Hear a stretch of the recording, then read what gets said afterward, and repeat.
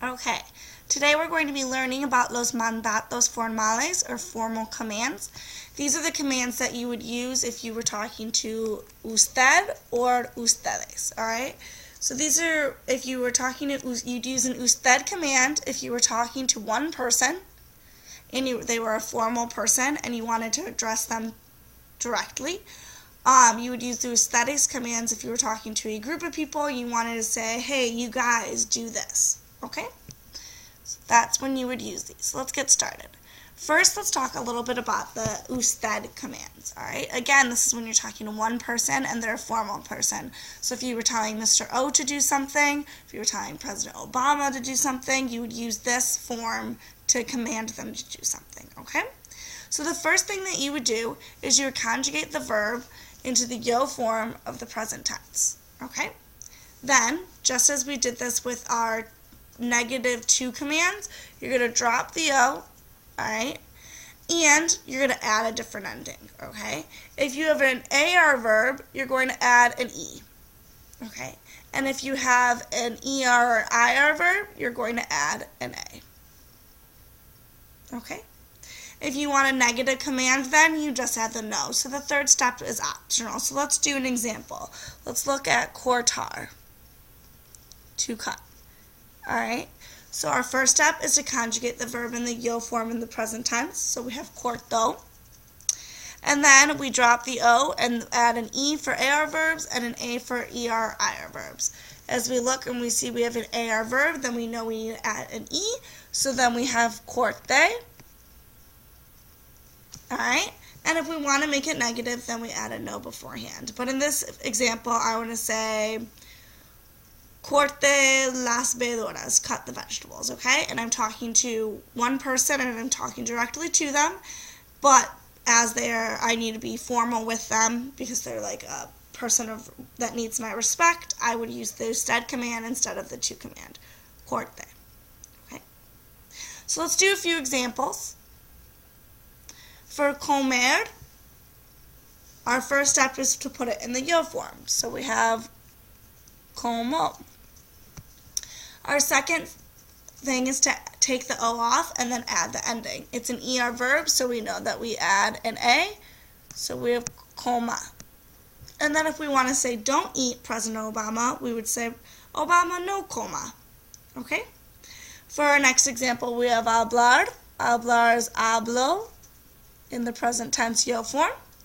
And then we have to cut off or drop the O and add the correct ending. We see it's an AR verb, so we know we have to add an E, so we have hable. We were telling Mr. O to talk, we'd say Señor O, hable. Okay? Escribir is another example, alright? This one's not on your sheet, but feel free to write it in if you want another one. We have escribo.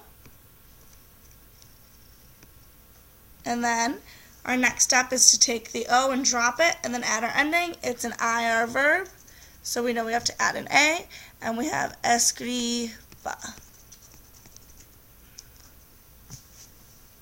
Perfect.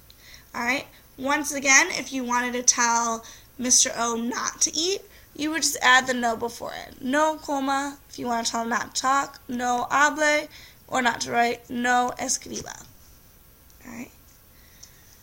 Let's continue. So now that we understand how to use the usted command, we need to learn how to use the ustedes command.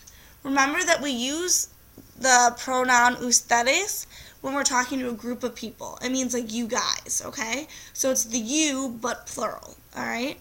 So if you're talking to a group of people, say you're talking to your class. So this is the command that I would use when I'm instructing you in class. Think of when I say escuchan y repitan, right?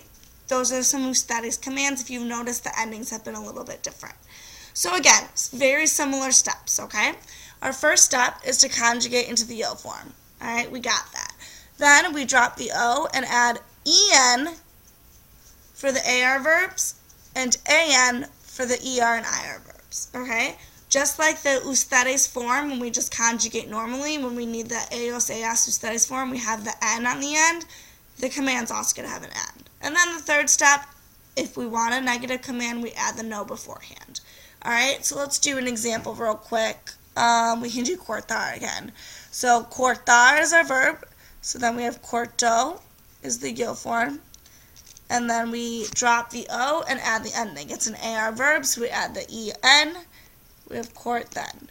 So say I was teaching a cooking class and I was talking to the class. That would be many people and I'm talking directly to them. That's when I would say court then.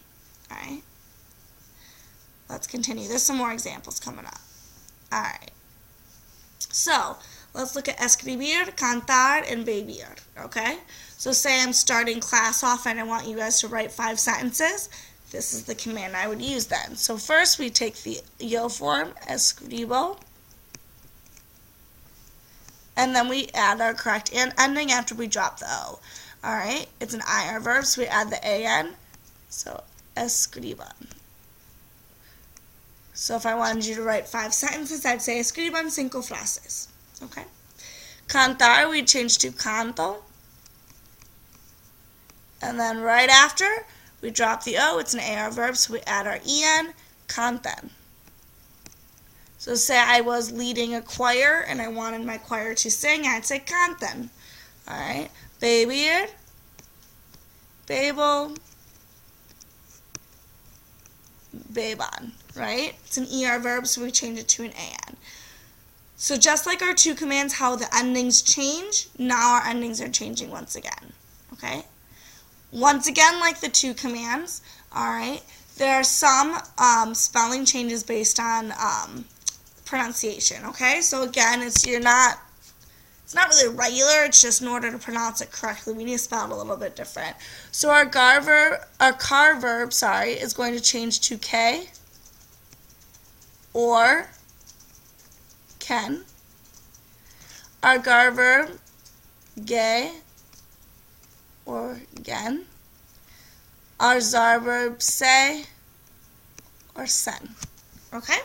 So those are just the endings that we would change to. Obviously, these ones here are the usted, and these ones here are the ustedes. Okay? So let's get some examples in there because those are always easier to understand. Alright, so picar ends in car, so we know we need to change the spelling at the end. So we have pique for the usted command. So if I was telling Obama to chop the vegetables, I'd say Obama, pique. And then if I was telling my class to chop, my cooking class, I'd say piquen. Okay.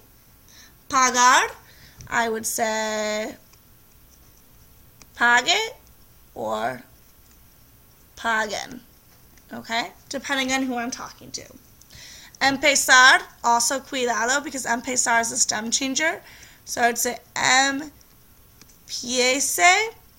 or empiecen. Okay? Depending on who I'm talking to, okay? But remember, the car changes to K, gar to gay, and zar to say, okay? Now let's deal with the pronouns, los pronombres.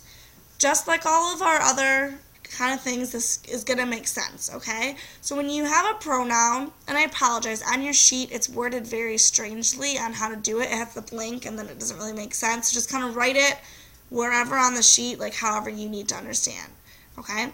So if you have a positive usted or ustedes command, you're going to attach it, okay? Just like any positive command, we attach. So if it's positive, that means we attach. Alright? It means we attach it to the command. If it's negative, then we put it between the no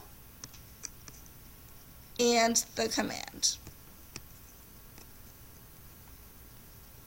Okay? So if it's positive, we attach. If it's negative, we add it to the end. Okay? So now that we know that, let's do some examples. Okay? Oops. Here we go. Alright. So let's look at sentarse, to sit, right? So let's first start with our steps, okay? So if I want to tell President Obama to sit, I'm going to be using an usted command, okay? And I would put it in the yo form, siento. I'd drop the o and add the ending, e. And then because I'm telling him to sit, that's a positive command, then I add the pronoun. And it's say because it's the usted. And then I'm going to go back and add the accent 3 vowels back. So 1, 2, 3. Siéntense, or siéntese, okay? And that's our usted command. Then, if I'm telling my entire class to sit, I would put siento, drop the O, add the en, attach our pronoun, and count 3 vowels back. 1, 2, 3, add the accent. Siéntense. You've heard me say that a lot, right? Siéntense, siéntense, sit down, okay? So now, if we want to say don't sit to Mr. O, what do? We take our siento, well, let's not capitalize it, drop the O, add the E on the end, alright, and then we add the no before. And then, where does our pronoun go? It goes between the no and the command. So no se siente. Easy enough? Oops. Alright, and then our next thing we do is we say siento, drop the O at the end, add the no, and put in the pronoun in between. No se sienten. Okay? Your example on it is talk to him. Oops. Sorry about that. Alright, so what we know talk is hablar. So we say hablo, take it away, it's an air verb, so we have hable. Alright, and then we want to say talk to him, so we're going to add on our pronoun, which is le, and count 3 rolls back. Háblele. Okay?